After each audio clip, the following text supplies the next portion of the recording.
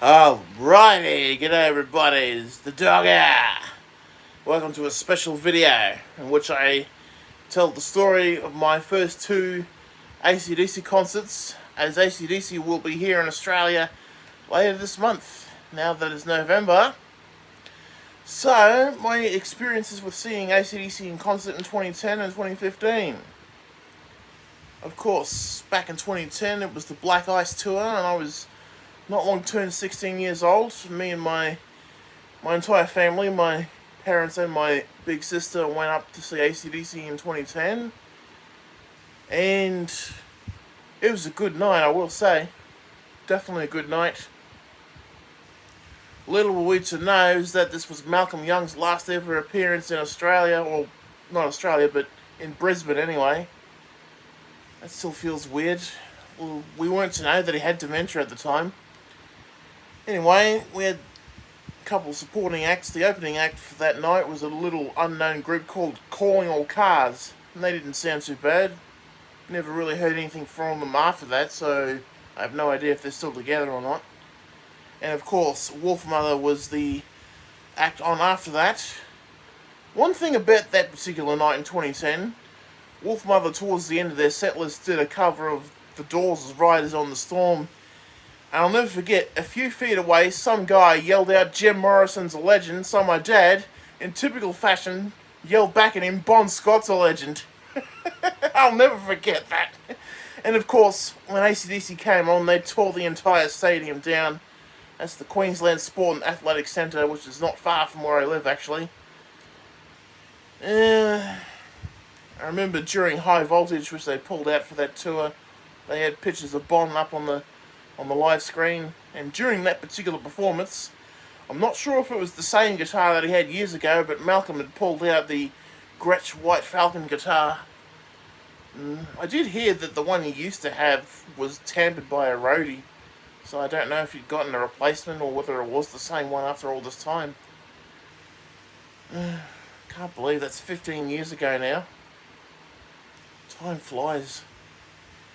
And then, of course, 5 years later in 2015, we're back for the Rock or Bus tour.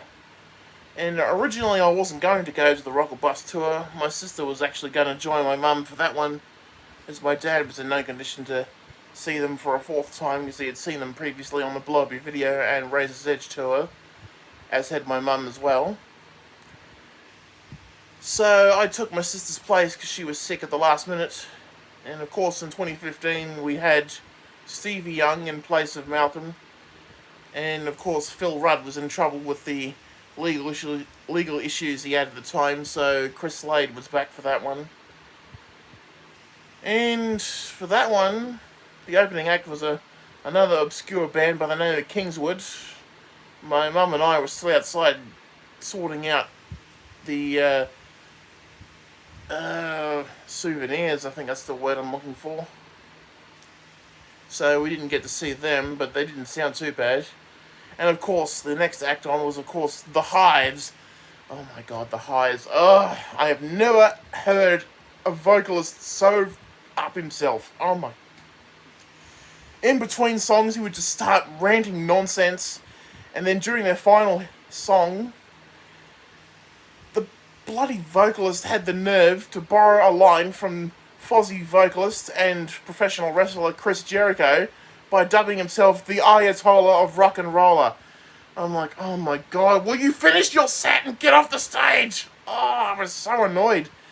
Then, of course, AC/DC came on and once again tore down the stadium. It was a bit weird seeing Stevie Young for the first time.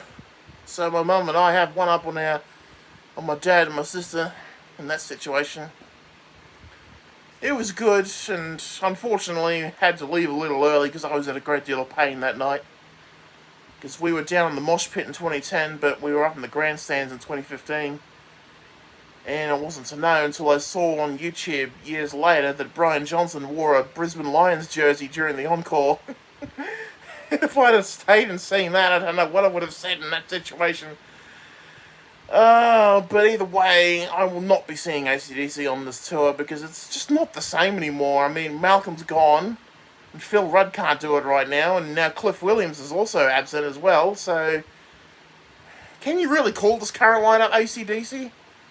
I mean, we still have Angus, of course, and we still have Brian after he was able to come back after his hearing issues were sorted, so that's good, but to me, that's just not AC/DC.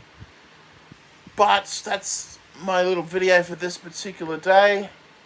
Be sure to leave a like, comment down below, of course. Let me know if you've seen AC/DC before. And for the Australian viewers, be sure to watch Channel 7 at 9 PM tonight for the AC/DC documentary that's airing tonight. And until next time, I shall see you again.